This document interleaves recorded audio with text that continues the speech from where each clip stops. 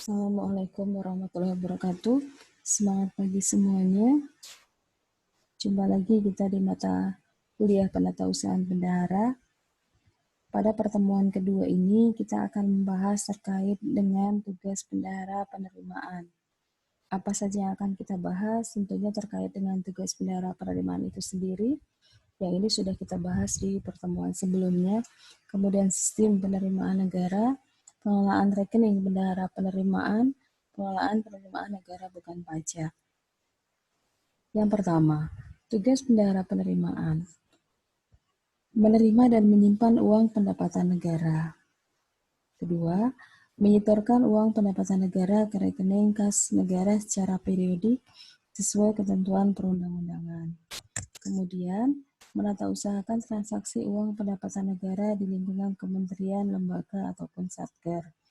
Berikutnya, menyelenggarakan pembukuan transaksi uang pendapatan negara, mengelola rekening tempat penyimpanan uang pendapatan negara, menyampaikan laporan pertanggungjawaban bendahara kepada Badan Pemeriksa Keuangan dan kuasa BUN.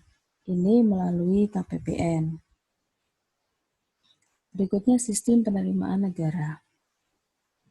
Kalau kita lihat di sebelah kiri di sini ada KPPN, KPBC, KPP, Bank Pos Persepsi. Ini adalah unit yang mendapatkan tugas untuk memungut atau menerima penerimaan negara. Kemudian di sebelah kanan di sini ada wajib pajak, wajib bayar, petugas pungut, bendahara penerimaan dan pengeluaran, kemudian ada KPA. Di sini adalah orang yang mempunyai tugas untuk memungut dan menyetorkan penerimaan negara. Berikutnya, kita bahas dokumen terkait dengan penerimaan. Yang pertama adalah surat setoran pajak, SSP, adalah surat setoran atas pembayaran atau penyetoran pajak yang terhutang. Kemudian, surat setoran pajak bumi dan bangunan, SSPBB, surat setoran atas pembayaran atau penyetoran PBB dari tempat pembayaran ke Bank Persepsi PBB. Kemudian, surat setoran bea perolehan hak atas tanah dan bangunan, SSB, adalah surat setoran atas pembayaran atau penyetoran BPHTB dari tempat pembayaran ke Bank Persepsi BPHTB. Berikutnya, surat setoran pabean, cukai, dan pajak dalam rangka impor, SSP-CP, adalah surat setoran atas penerimaan negara dalam rangka impor berupa bea masuk berasal dari SPM hibah, denda administrasi, penerimaan pabean lainnya, cukai, penerimaan cukai lainnya, jasa pekerjaan, bunga, PPh pasal 22 impor, PPN impor, serta PPN BM impor. Kemudian, surat setoran cukai atas barang kena cukai dan pajak pertambahan nilai hasil tembakau buatan dalam negeri, disingkat SSCP, adalah surat setoran atas penerimaan negara atas barang kena cukai buatan dalam negeri berupa cukai hasil tembakau, cukai etil alkohol, cukai minuman mengandung etil alkohol, denda administrasi penerimaan cukai lainnya, jasa pekerjaan, dan PPN hasil tembakau buatan dalam negeri. Kemudian, surat setoran bukan pajak. Surat setoran atas penerimaan negara bukan pajak selain yang dimaksud pada angka 1, 2, 3, 4, dan 5 yang sudah kita bahas sebelumnya. Kemudian, ada surat setoran pengembalian belanja, SSPB, adalah surat setoran atas penerimaan pengembalian belanja tahun anggaran berjalan. Ini adalah pengembalian belanja dari bendahara pengeluaran satker. Kemudian, surat tanda bukti setor, STBS, adalah surat setoran atas pembayaran pungutan ekspor, kekurangan pungutan ekspor, dan atau denda administrasi atas transaksi pungutan ekspor. Kemudian, bukti penerimaan negara, PPN. Dokumen yang diterbitkan oleh bank atau pos atas transaksi penerimaan negara dengan pencerahan NCPN dan NTB atau NTB, dan dokumen yang diterbitkan oleh KPPN atas transaksi penerimaan negara yang berasal dari potongan SPM dengan teraan NTPN dan NBP. Kemudian dokumen lainnya terkait dengan penerimaan negara.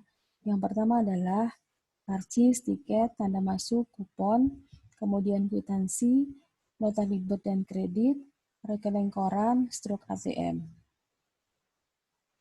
Nah, cara pembayaran penerimaan negara yang pertama berasal dari penyetoran pajak, ini bisa wajib pajak melalui bendahara pengeluaran, kemudian nanti bendahara pengeluaran sebagai wajib pungut dan wajib potong akan menyetorkan ke kas negara. Kemudian, wajib pajak juga bisa langsung menyetorkan pajaknya ke kas negara. Berikutnya terkait dengan penyetoran PNBP.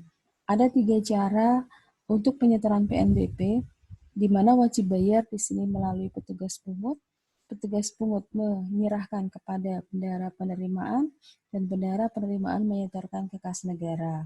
Atau yang kedua, wajib bayar membayar kepada bendahara penerimaan, kemudian bendahara penerimaan menyetorkan ke kas negara. Yang ketiga, wajib bayar langsung ke kas negara. Nah, ini mekanisme penyetoran penerimaan negara. Penyetoran melalui kode billing. Kode billing sendiri prosesnya adalah pendaftaran, pembuatan kode billing sendiri, kemudian pembayaran. Pembayaran bisa melalui teller bank dengan menunjukkan kode billing, atau melalui internet banking, atau melalui electronic device circuit, EDC, atau melalui ATM. Berikutnya, ini masih alur proses pembayaran hampir sama dengan sebelumnya. Di sini wajib pajak, wajib store, wajib bayar.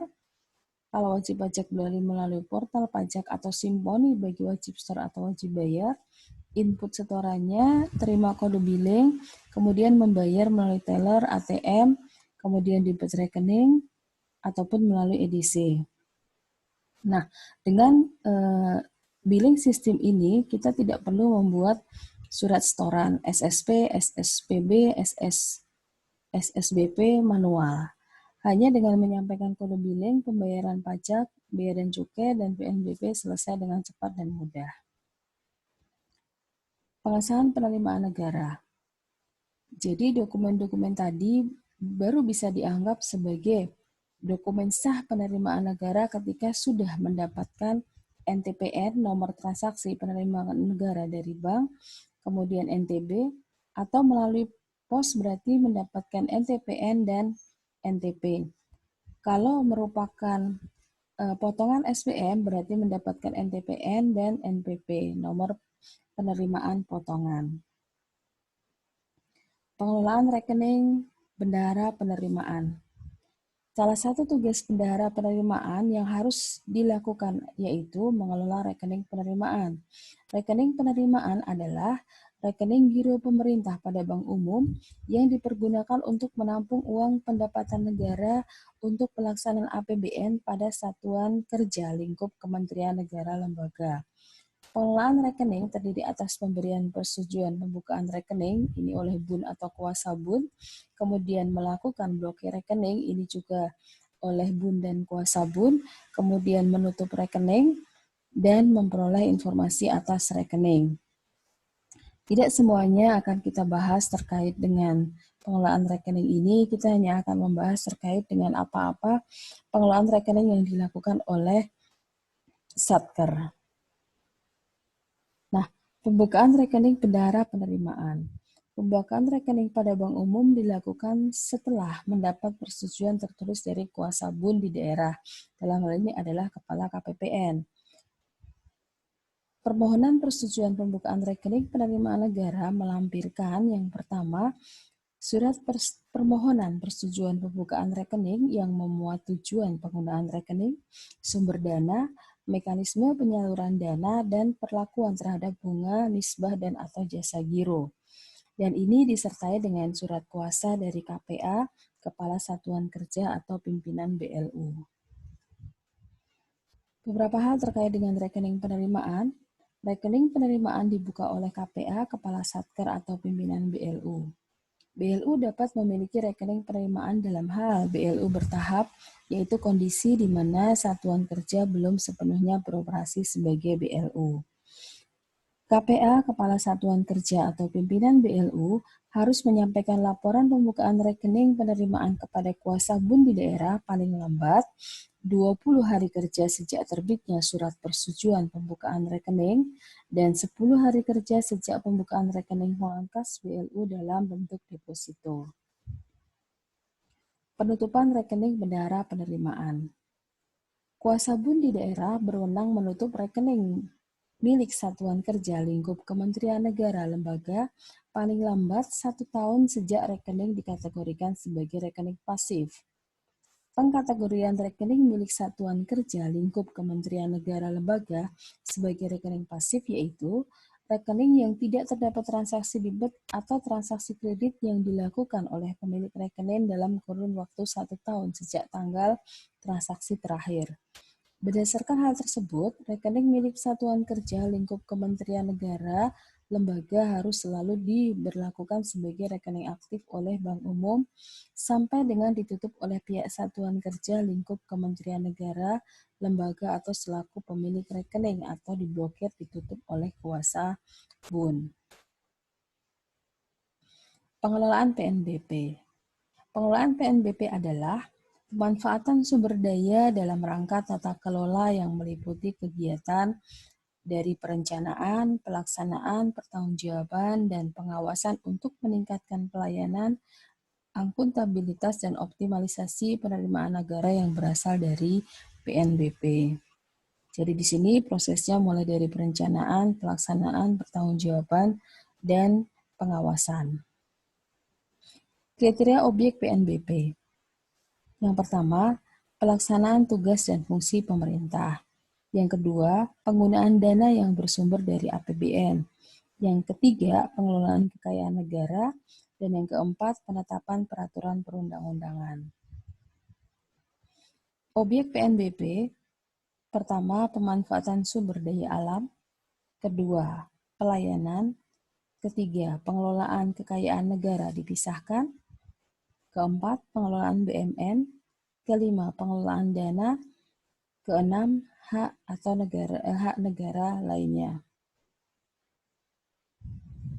Subjek PNBP bisa orang pribadi atau badan dari dalam negeri maupun luar negeri yang menggunakan, memperoleh manfaat dan atau memiliki kaitan dengan objek PNBP. Nah, demikian terkait dengan PNBP, terutama terkait dengan tugas bendahara penerimaan, terkait dengan sistem penerimaan negara dan pengelolaan rekening bendahara penerimaan. Dan di pertemuan berikutnya kita masih akan membahas tentang pembukuan dari bendahara penerimaan itu sendiri. Terima kasih atas perhatiannya. Assalamualaikum warahmatullahi wabarakatuh.